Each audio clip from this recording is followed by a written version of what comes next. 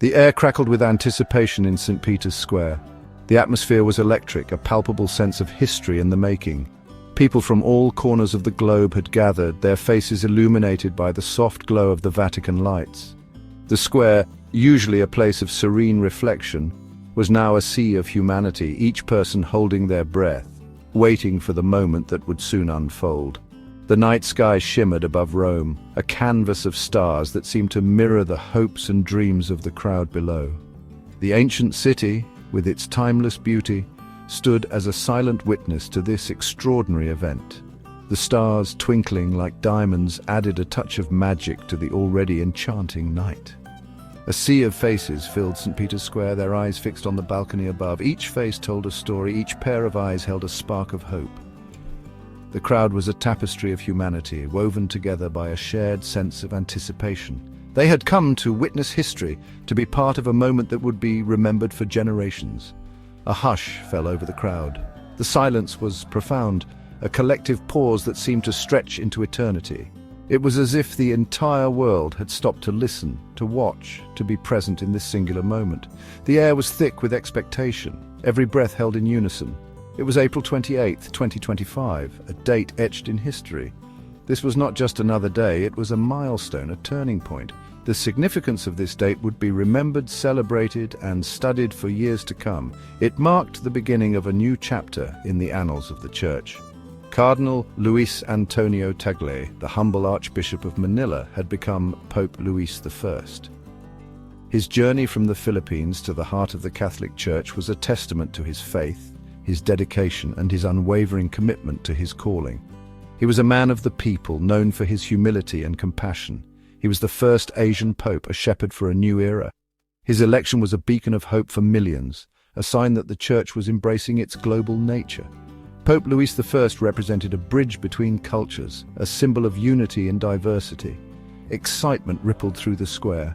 The energy was contagious, spreading like wildfire through the crowd. Cheers erupted, a wave of sound that echoed off the ancient walls of the Vatican. It was a moment of pure, unbridled joy. Whispers in a multitude of languages spoke of hope and anticipation. The diversity of the crowd was a testament to the universal appeal of this moment. People from different backgrounds, speaking different tongues, were united in their excitement and hope for the future.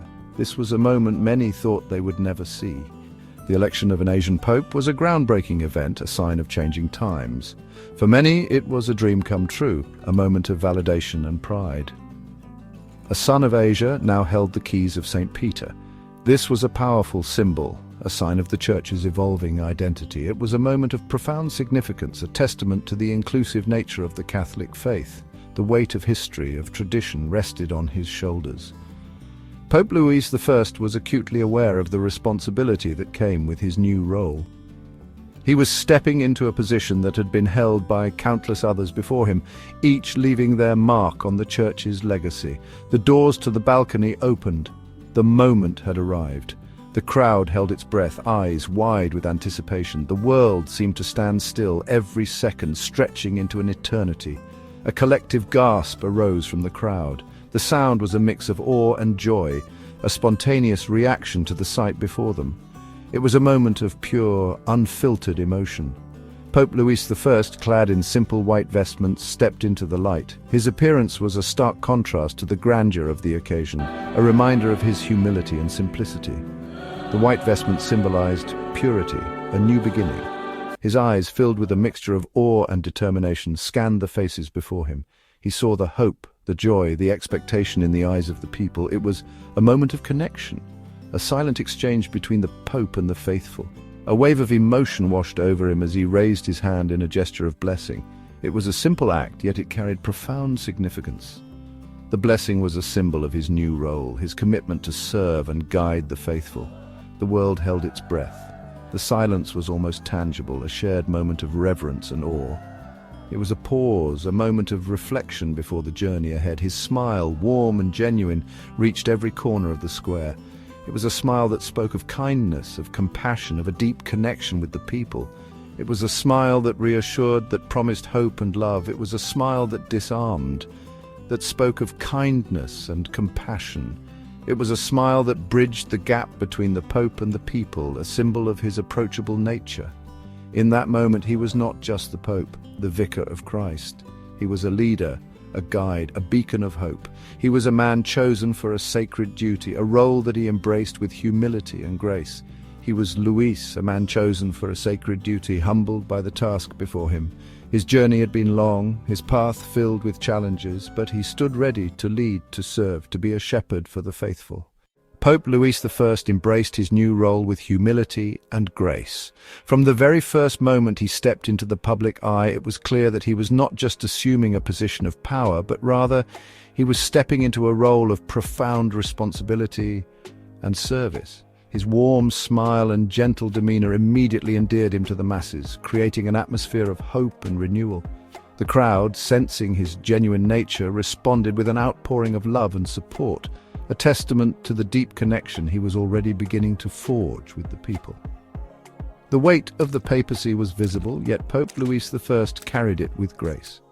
In moments of quiet reflection, one could see the depth of his contemplation, the seriousness with which he approached his new responsibilities. His meditative moments were not just for show, they were a window into the soul of a man who understood the gravity of his position. He was often seen in deep thought, pondering the many challenges that lay ahead and seeking wisdom and guidance for the path he was to tread. He moved with a quiet strength, his every gesture radiating humility.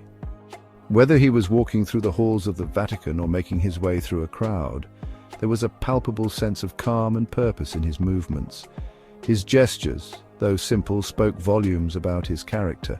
Each wave, each nod, each smile was a testament to his commitment to serve with humility and grace. It was clear that he was not seeking to elevate himself, but rather to lift up those around him. He greeted the crowd in Italian, his voice a soothing balm against the night air. His words, though spoken softly, carried a weight that resonated deeply with those who heard them. He spoke of love, of unity, and of the importance of coming together in times of trial. His voice, gentle yet firm, was a source of comfort and inspiration, a reminder that even in the darkest of times there is always hope.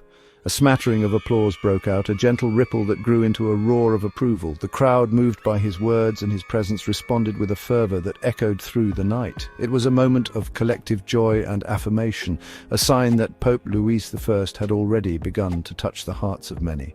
The applause was not just for his words, but for the man himself, for the hope and promise he represented. This was not a man seeking power or prestige. His simple attire and humble surroundings were a reflection of his true nature.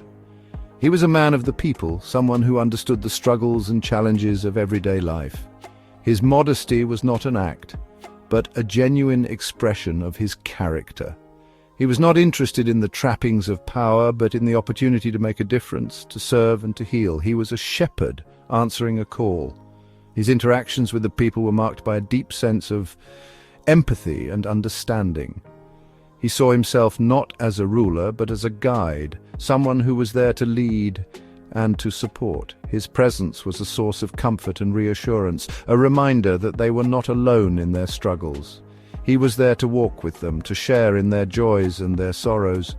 His journey had been one of service, of walking alongside the poor and marginalized. From the very beginning, he had dedicated himself to helping those in need, to being a voice for the voiceless. His visits to the slums, his work with the poor, and his commitment to the marginalized were a testament to his unwavering dedication to service. He understood that true leadership was not about power, but about compassion and empathy.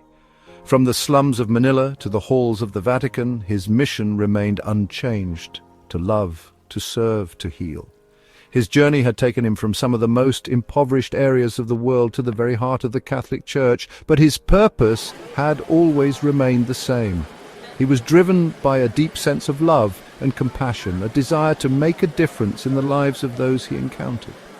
His mission was not just a duty, but a calling, a reflection of his deep faith and commitment to service. He spoke briefly, thanking his predecessor and asking for prayers. His words were a reflection of his humility and gratitude, a recognition of the work that had come before him and the challenges that lay ahead. He understood that he could not do it alone, that he needed the support and prayers of the people. His request for prayers was not just a formality, but a genuine plea for support and guidance. His words were simple, direct, heartfelt. There was no pretense, no grandstanding. He spoke from the heart with a sincerity that was palpable. His message was one of hope and unity, a call to come together in love and compassion. His speech was a reflection of his character, a testament to his commitment to serve with humility and grace. There was no grandstanding, no pronouncements of change. His address was a simple, heartfelt message of love and unity. He understood that true change comes not from grand gestures, but from the small, everyday acts of kindness and compassion. His words were a reminder that we all have a role to play in making the world a better place, that we all have the power to make a difference. It was a moment of shared humanity, a glimpse into the soul of a man stepping into the unknown. The crowd, listening intently, could see the emotion in his eyes, the sincerity in his words. It was a moment of connection, a reminder that we are all in this together. His speech was not just a message, but a call to action, a call to come together in love and compassion. The crowd listened intently, captivated by his gentle demeanor. His presence was a source of comfort and inspiration, a reminder that even in the darkest of times there is always hope. His words, though simple, carried a weight that resonated deeply with those who heard them. It was a moment of collective joy and affirmation, a sign that Pope Louis I had already begun to touch the hearts of many. This was not the formality often associated with the papacy. This was different. This was personal. His address was not just a speech, but a conversation, a moment of connection. He spoke not as a distant figure of authority, but as a friend, a guide, someone who understood their struggles and shared in their hopes and dreams. His words were a reminder that true leadership is not about power, but about love and compassion. This was a man bearing his soul, asking for their prayers as he embarked on a journey fraught with challenges and expectations. His request for prayers was not just a formality, but a genuine plea for support and guidance. He understood that he could not do it alone, that he needed the support and prayers of the people. His journey was not just a personal one, but a collective one, a journey that they would all undertake together, united in love and compassion. The world listened as a pope spoke from his heart. It was a moment that transcended the boundaries of religion, culture, and geography. People from all walks of life, from different corners of the globe, tuned in to hear his words. The anticipation was palpable, as everyone knew this was not just another speech, but a message that would resonate deeply with the human spirit. Days later, Pope Louis I stood before the world. His presence commanded attention, not through grandeur, but through a humble yet powerful aura that emanated from him. The world watched, waiting to hear what this new leader of the Catholic Church had to say. The occasion was his papal inauguration mass, a moment of immense significance for the Catholic Church. It was a ceremony steeped in tradition, yet there was an air of new beginnings, a sense of hope that this papacy would bring about meaningful change. St. Peter's Square was once again filled to capacity, a tapestry of nationalities and cultures united in faith. The square, a historic site of countless significant events, now bore witness to another chapter in the Church's long history. Flags from various countries fluttered in the breeze, and banners with messages of support and hope were held high. As he began his address, a hush fell over the crowd. The silence was almost tangible, a collective breath held in anticipation. Every eye was on him, every ear tuned to his voice. His voice, though soft, resonated with emotion. Each word he spoke seemed to carry the weight of his experiences, his hopes, and his dreams for a better world. It was a voice that invited not just listening, but feeling. He spoke of unity, of compassion, of the need to build bridges instead of walls. His message was clear. In a world often divided by differences, it was time to come together, to find common ground, and to work towards a future where everyone could thrive. His words, carefully chosen, flowed with a lyrical cadence that transcended language barriers. Then it happened. In the midst of his speech, a moment of profound vulnerability emerged. As he spoke of the suffering in the world, his voice cracked. It was a crack that revealed the depth of his empathy, a crack that echoed the pain of countless souls. A tear rolled down his cheek. The crowd gasped. It was a tear that spoke volumes, a tear that connected him to the very people he was addressing. Never before had they witnessed such vulnerability from a pope. It was a moment that broke the barriers of formality and tradition, revealing the human heart behind the papal robes. In that moment of raw emotion, Pope Louis I forged a connection with the faithful that transcended words. It was a connection built on shared humanity, on the recognition of shared struggles and hopes. He spoke of the poor, the marginalized, the forgotten. His words were a call to action, a reminder that the true measure of a society is how it treats its most vulnerable members. He quoted scripture, his voice gaining strength as he spoke of God's love for all people. It was a love that knew no boundaries, a love that called for justice, for mercy, for compassion.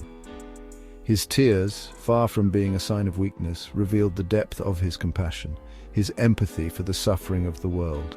They were tears that spoke of a heart deeply moved by the plight of others, a heart committed to making a difference. Please subscribe to our channel History Documentary Hub for more insightful videos and intriguing content.